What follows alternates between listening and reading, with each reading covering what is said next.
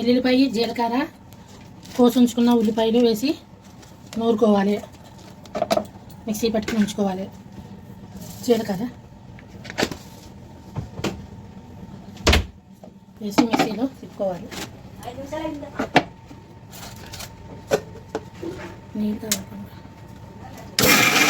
మసాలా ఇలాగా రెడీ చేసుకోవాలి. ఉల్లిపాయ ముక్కలో వేసి నూరుకోవాలి. ఇలా దాంట్లో నానబెట్టుకోవాలి. చేపల పులుసుకి ఒక గంట సేపు నానబెట్టుకోవాలి.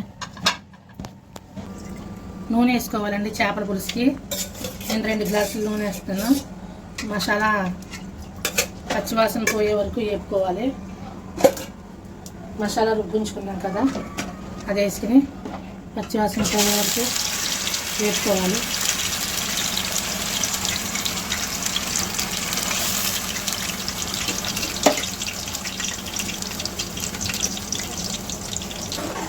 పచ్చివాసన పోయే వరకు తిప్పుకోవాలండి. హైలో పెట్టుకుని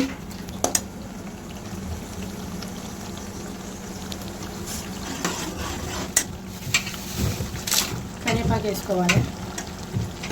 కరివేపాకు వేసుకుని బాగా పచ్చివాసన పోయే వరకు తిప్పుకోవాలి.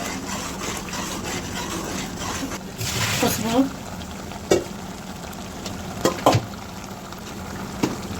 కారం 3 టీ స్పూన్లు వేసుకోండి. కారం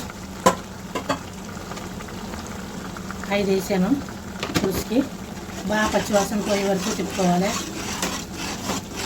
బాగా సిమ్లో పెట్టి ఒక 10 నిమిషాలు మగ్గాలి. చాలా వేగిపోయిందండి. ఇప్పుడు చేప ముక్కలు వేసుకుంటున్నాం. పులుసుకి మసాలా వేగిపోయాక పులుసుకి వేసుకుంటున్నాం. తలకాయలు తొక్కడ ముక్కలు అయ్యి వేసుకుని చింతపండు పులుసు ఇలా పిసికి ఉంచుకున్నాము, అది వేస్తున్నాం.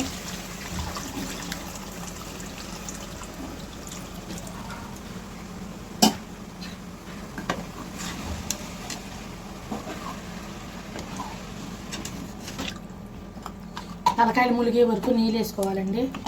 చింతపండు పులుసు పిసిక్కిని వేసుకోవాలి. ఇంకా కొంచెం నీళ్ళు పడతాయి, వేసుకోవాలి. చేపల పులుసు రెడీ అయిపోయిందండి.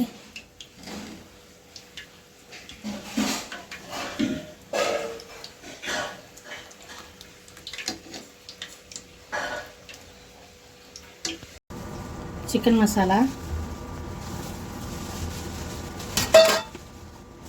కారం,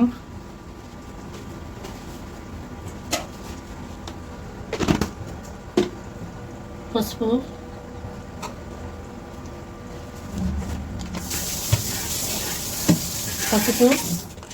వేసుకుని బాగా కలుపుకోవాలి.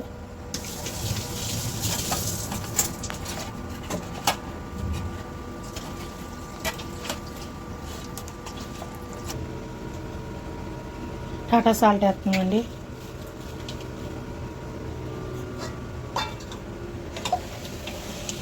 బాగా కలుపుకోవాలి ముక్కలు పట్టేలాగా.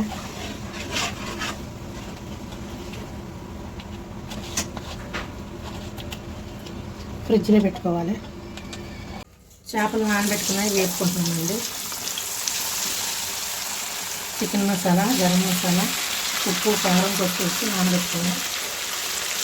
అలా కొంచెం కరివేపాకు వేసుకోవాలి. అలా వేపించుకోవాలండి ముక్కలన్నీ. వేగిపోయినాయండి, చూడండి. ఇలా వేగిపోయాక తీసి పెట్టేసుకోవాలి. వేగిపోయాయి చేపల వేపుడి,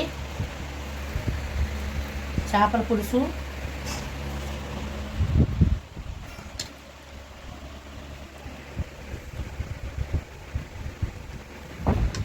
ఇదే ఇవాళ మా ఇంట్లో డిష్.